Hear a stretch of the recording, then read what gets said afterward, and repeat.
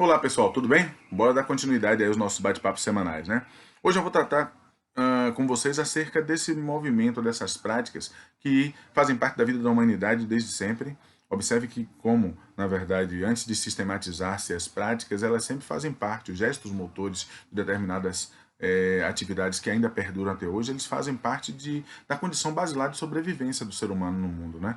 E as ginásticas, elas são, de fato, fazem parte de todos os processos.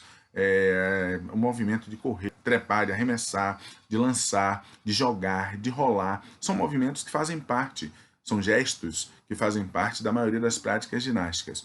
E essa ginástica, ela, de fato, foi sistematizada lá pelo século XVIII e XIX. Em Europa surge um movimento ginástico europeu, um movimento com bases científicas que visa desenvolver um processo de educação dos corpos para atender a determinadas necessidades à época. Quais necessidades? Se buscava uma economia do gesto, se buscava colocar o sujeito dentro de um modelo que pudesse ser domesticado, que pudesse ser facilmente criar hábitos que fossem hábitos estabelecidos por determinados grupos sociais. Então, voltando às ações do sujeito para a possibilidade de combate nas guerras, voltando o sujeito para uma vida dedicada ao trabalho, dentro do modelo de trabalho, para que não se tivesse perdas, porque se acreditava, se pensava dentro desse processo de criação desse movimento, que as práticas, como elas aconteciam na sociedade, elas eram excessivas, não tinham a seriedade, não tinham processo. Então, essa ginástica, esse movimento ginástico, esse movimento europeu, ele vai ter base em todos os movimentos, mas há um estabelecimento ou criação de uma série de formatos específicos para que se estabeleça o método, tá? Ou melhor, para que se estabeleça esse movimento. E desse movimento, alguns países vão recepcionar muito bem. Mas uma característica interessante dos países de Europa é que eles vão recepcionar o movimento, a ideia do movimento, a ideia de pensar a ginástica, da sistematização, mas vão recepcionar a partir das peculiaridades de sua população, de seu povo.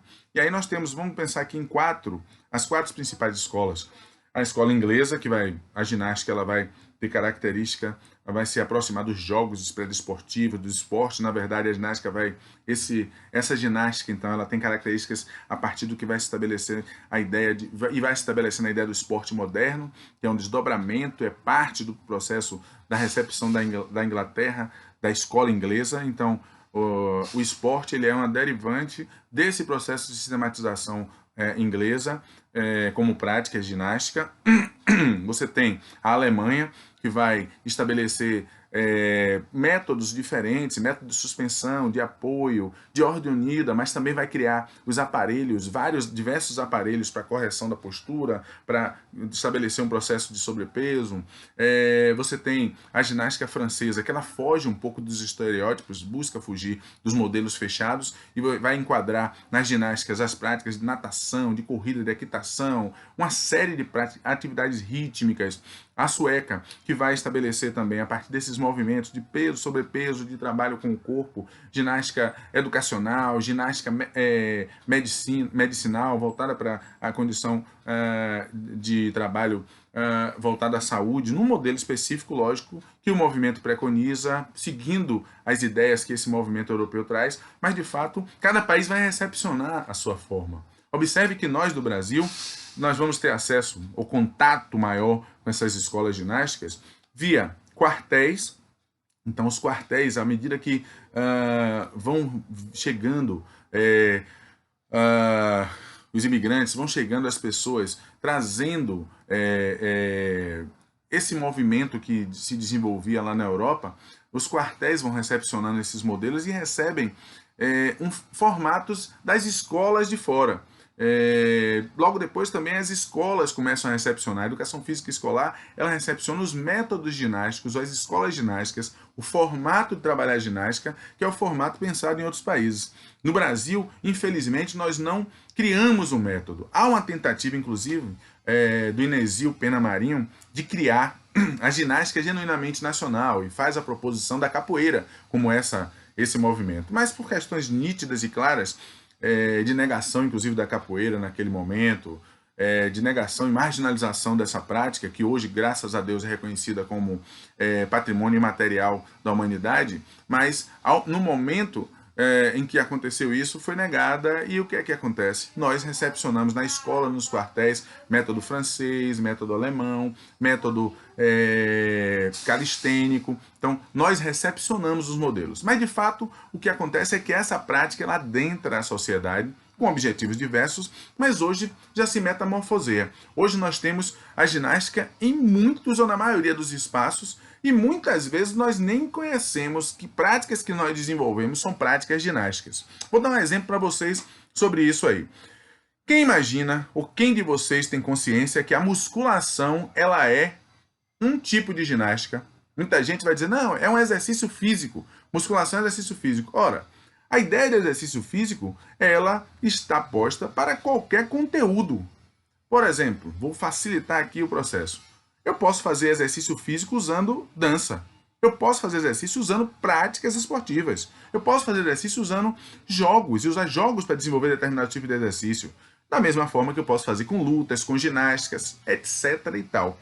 Então, a musculação ela pode ser aplicada como exercício, mas ela é na sua base, enquanto concepção, enquanto conteúdo, um método, uma modalidade de ginásticas. Uma modalidade ginástica.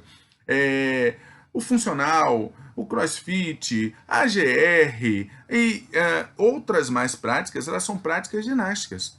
Ah, Wilson, mas aí tem gente que chama isso de esporte, determinadas práticas. Sim, tem práticas, na especialização social, você vai ter práticas que vão se metamorfosear em esporte, vai seguir um modelo, uma perspectiva e uma definição. Tem práticas que vão ser entendidas como dança, tem outras que vão ser entendidas como lutas, tá? Há um desdobramento e uma especialização a partir do momento que se criam novos conceitos, onde você vai ter essas mesmas práticas, esse mesmo gesto motor, que é, no seu nascimento, ginástica, ele vai se metamorfosear e atender a outros objetivos. Da mesma forma que ter outros conceitos, atender outros objetivos. Da mesma forma que os objetivos, inclusive, das práticas ginásticas vão variar. Você não vai ter aquele objetivo só de economizar movimento, você não vai ter objetivo só de desenvolver um processo competitivo, você não vai ter objetivo só de ampliar as possibilidades de condicionamento e qualidade de vida. E nesse sentido, existe uma classificação hoje. Nós temos contato com uma classificação que ela, vamos assim dizer, divide a ginástica em cinco tipos de ginásticas, ou 5 grandes grupos de ginástica, tá? As ginásticas fisioterápicas, que têm a função de reabilitação, do processo de tratamento, da melhora da saúde. As ginásticas ditas como competitivas são aquelas que, logicamente, têm uma característica de competição, estão vinculadas à Federação Internacional, à FIG, e a outros processos competitivos. A ginástica, que tem característica demonstrativa, onde não há uma perspectiva de competição, mas sim a demonstração, a vivência do movimento como um todo. As ginásticas de cunho de condicionamento físico, onde a preocupação é desenvolver, fortalecer as valências, sejam para o atleta ou para o não atleta, valências físicas como um todo, e as ginásticas chamadas ginásticas de consciência corporal, ginástica onde você vai ter a prática para ter consciência do seu corpo, dos seus limites, de suas possibilidades. Isso é uma classificação que é construída por Elizabeth Pauliello.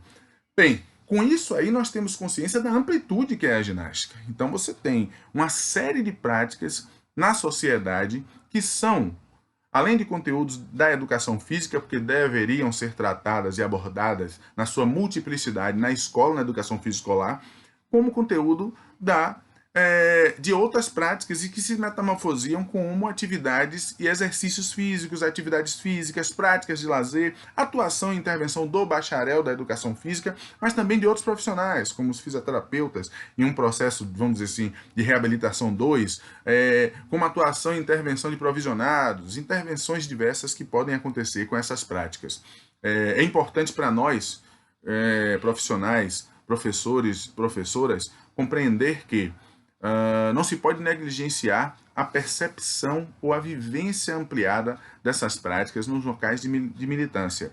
E que nós precisamos, antes de promover a prática, antes de desenvolver a ação, compreender quais os processos que desenvolveram essas práticas corporais, desenvolveram essas práticas e que fizeram hoje alcançar uma diversidade de possibilidades, que é o que acontece hoje a partir dessa classificação e a partir do que nós vivemos em spas, em clubes, em escolas, em centros de treinamento. Então, a ginástica, ela ampliou-se de forma a atender perspectivas que não dão conta apenas de se pensar o condicionamento físico, mas de entender a demonstração, o processo de lazer, de entender o processo de melhoria da saúde ou de reabilitação à saúde, de entender ela como possibilidade real de ser ou se constituir como prática competitiva, de entender então como um fenômeno e prática que realmente está presente nas vidas de cada um de nós,